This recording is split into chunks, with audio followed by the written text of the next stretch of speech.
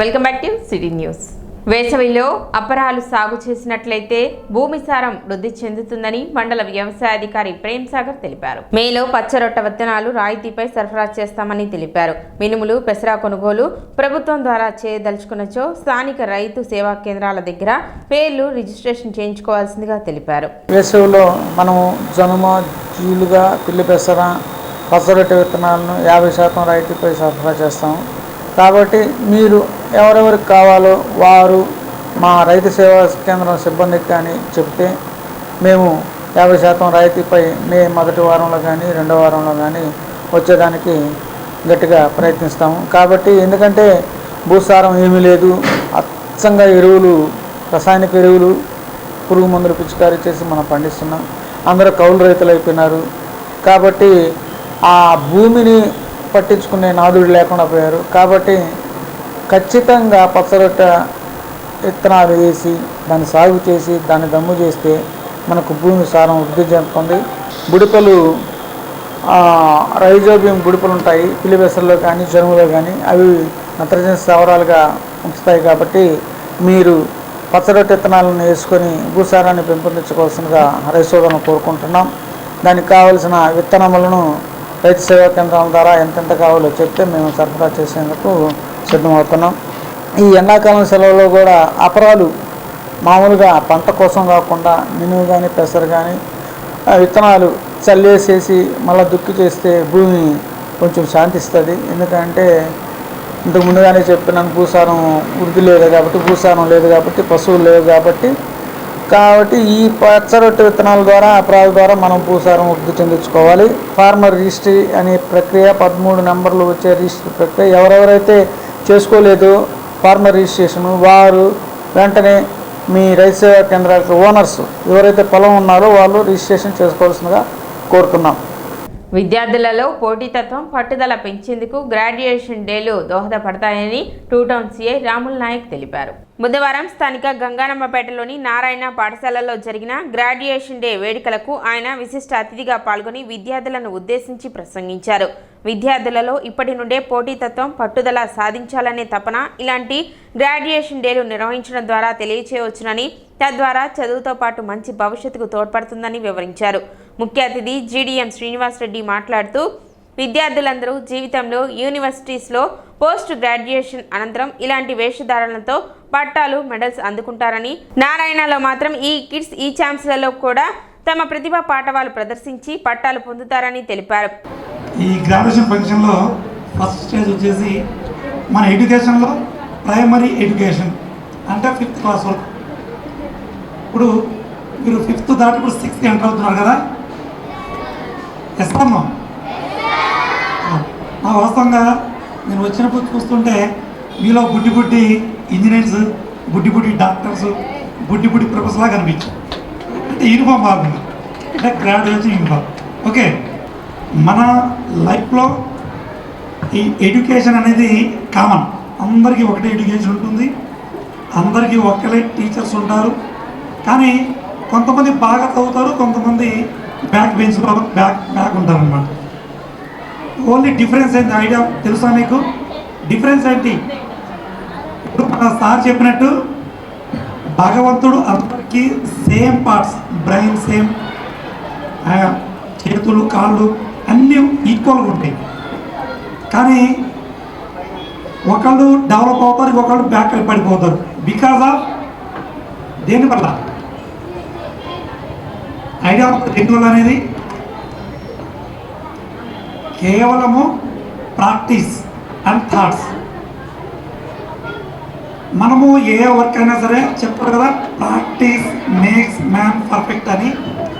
కార్యక్రమంలో AGM Sivanagaraju, R&D head వాణి, coordinator Baby Rani, principal కేబీవి Nagalakshmi, ఈ champs vice principal జ్యోతి, ఉపాధ్యాయులు మరియు తల్లిదండ్రులు పాల్గొన్నారు.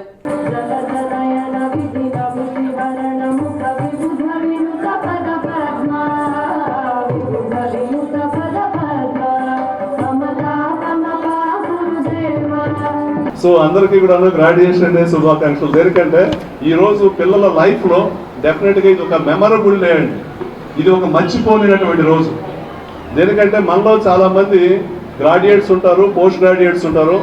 ఇది యాక్చువల్గా చెప్పాలంటే యూనివర్సిటీ లెవెల్లో జరిగింది. యూనివర్సిటీ ఛాన్సలర్, గవర్నర్ గారు ఉంటారు, వైస్ ఛాన్సలర్స్ ఉంటారు.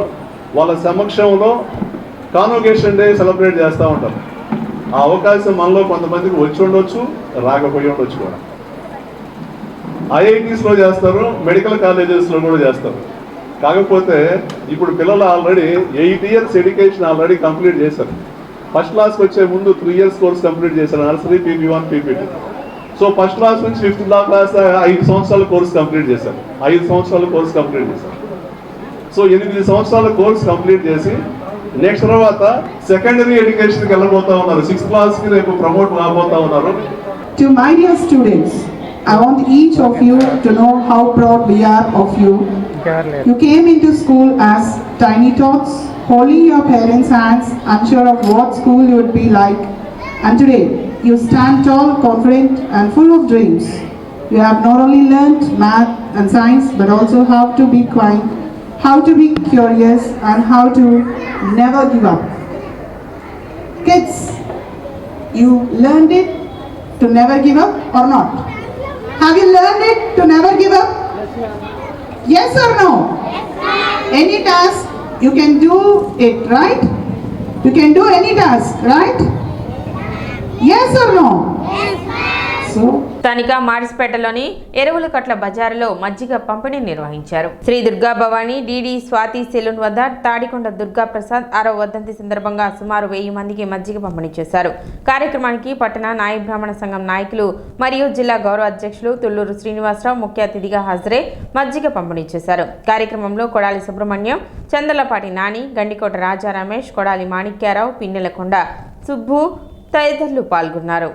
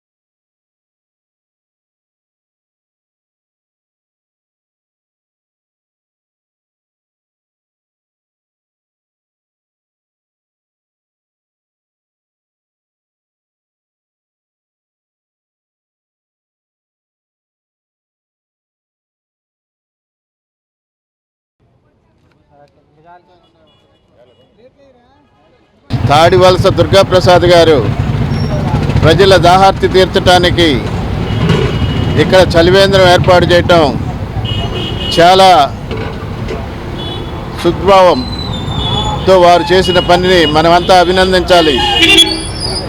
దుర్గాప్రసాద్ గారు ఈ సేవా కార్యక్రమాన్ని 10 సంవత్సరం కొనసాగిస్తారని ఆ దేవుణ్ణి ప్రార్థిస్తున్నాం.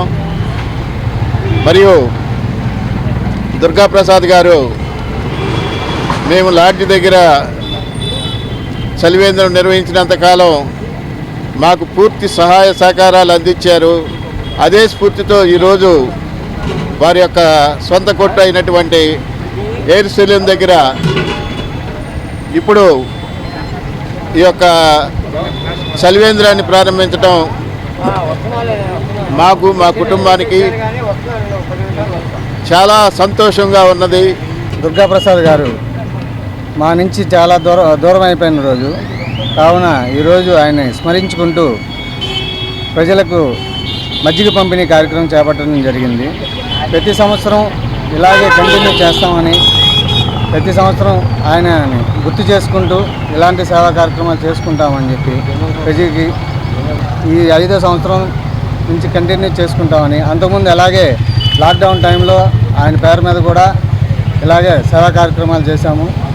ఇలాగే ఇక నుంచి ఈ మారిస్పేటలో మా సొంత షాప్ నందు ప్రతి సంవత్సరం ఇలాగే జరుపుకుంటామని తెలియజేసుకుంటున్నాము. 108 మహిళా టెక్నీషియన్ ఆత్మహత్యాయత్నానికి పాల్పడిన ఘటన బుధవారం తెనాలిలో చోటు చేసుకుంది. పాత ప్రభుత్వ ఆసుపత్రిలో 108లో టెక్నీషియన్ గా విధులు నిర్వహిస్తున్న అకటివరం గ్రామానికి చెందిన ప్రత్యూష 108 అంబులెన్స్ డ్రైవర్ హుస్సేన్ లైంగికంగా వేధింపులు గురిచేస్తున్నాడంటూ నిద్రమాత్రలు మింగి ఆత్మహత్యాయత్నానికి పాల్పడింది. తెనాలి ప్రభుత్వ వైద్యశాలలో బాధితురాలు చికిత్స పొందుతోంది.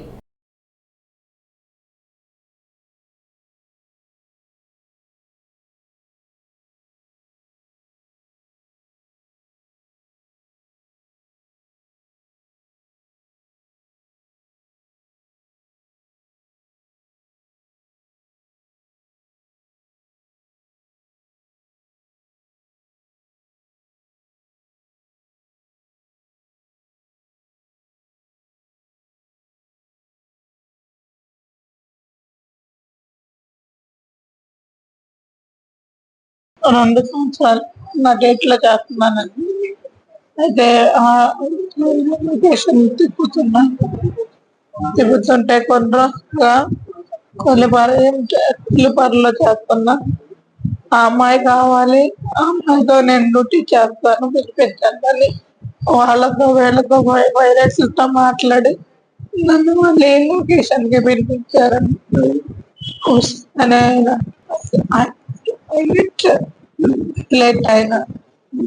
పైలట్ ఆయనతో పాటు నేను డ్యూటీ పెద్ద చేయను, ఎప్పుడో ఒకసారి కలుస్తూ ఉంటారు. పైలట్ అయితే నువ్వు చేస్తుంటే కొన్ని రోజుల క్రితం ఇంకా నీకు ఎవరు లేరు కదా, నిన్నెవరు చూసుకోరు, నేను నా బాబుని, మీరు క్రిస్టియన్స్ ఒకరిద్దరిని తీసుకోకూడదు, నేను నా బాబుని ఎంతమంది నేను ఉంచుకోవచ్చు చేసుకోవచ్చు, నన్ను నేను చూసుకుంటాను, నేను ఉంచుకుంటాను, ఏ లోటు రాదు అని అలా మాట్లాడుతుంటే దాన్ని నేను రియాక్షన్లో ఉన్నాను. అలా మాట్లాడకూడదు, ఏదన్నా మాట్లాడితే సార్ చెప్తానని కంప్లైంట్ ఇచ్చానని చెప్పానండి. అయినప్పటికీ కూడా రెండో రోజు మళ్ళీ డ్యూటీకి వచ్చాడండి. కేసులు తీసుకుంటున్నానని గొడవాడిన తర్వాత కూడాను సాయంత్రం నేను అమ్మాయితో డ్యూటీ చేయను అని పోయి డిఎం గారికి ఫోన్ చేసి చెప్పారంటండి. ఆ విషయం కూడా నాకు తెలియకుండా నాకు ఎవరైతే సపోర్ట్ చేస్తున్నారో వాళ్ళ డ్యూటీలు కూడా అని నేను చెప్తే అదే డిఎం గారికి అని అలా మాట్లాడుతానండి.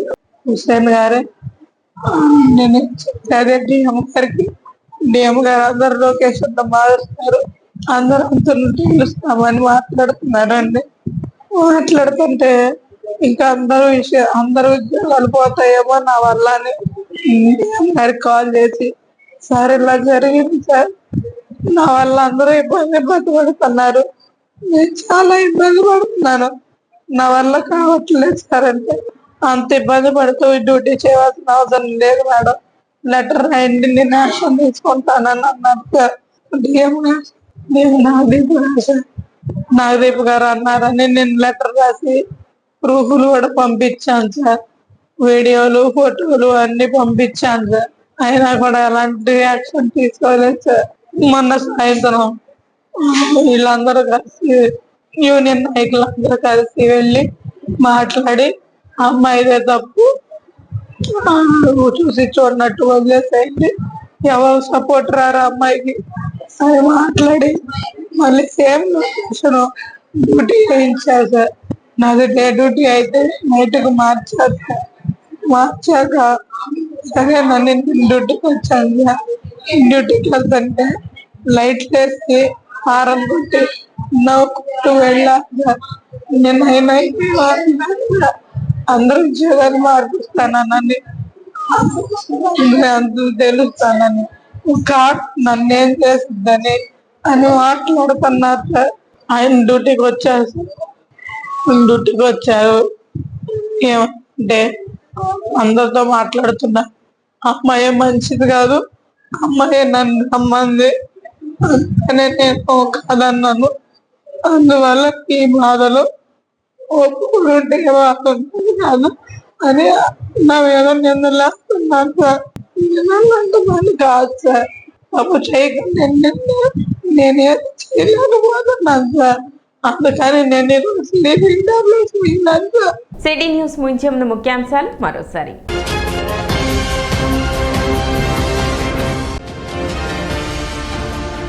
ఎమ్మెల్సీగా ఆలపాటి రాజేంద్ర ప్రసాద్ విజయం సాధించిన సందర్భంగా మొక్కుబడులు తీర్చుకున్న టీడీపీ నేతలు.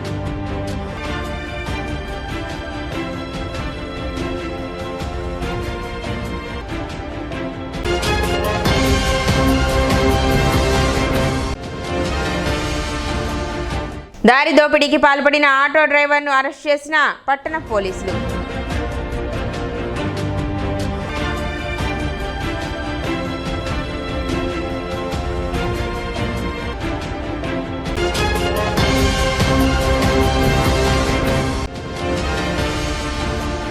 కొనుగోలు కేంద్రాలను తెరిచి ప్రభుత్వం అన్నదాతలను ఆదుకోవాలి. ఆంధ్రప్రదేశ్ రైతు సంఘం జిల్లా ఉపాధ్యక్షులు Mulaka Sivasambireddy demand.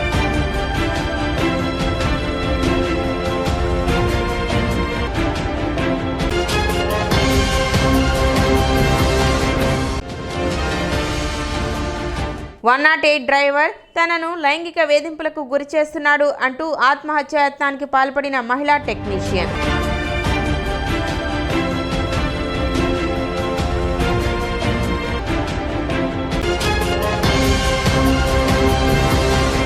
City news ఇంతటితో సమాప్తం. నమస్కారం.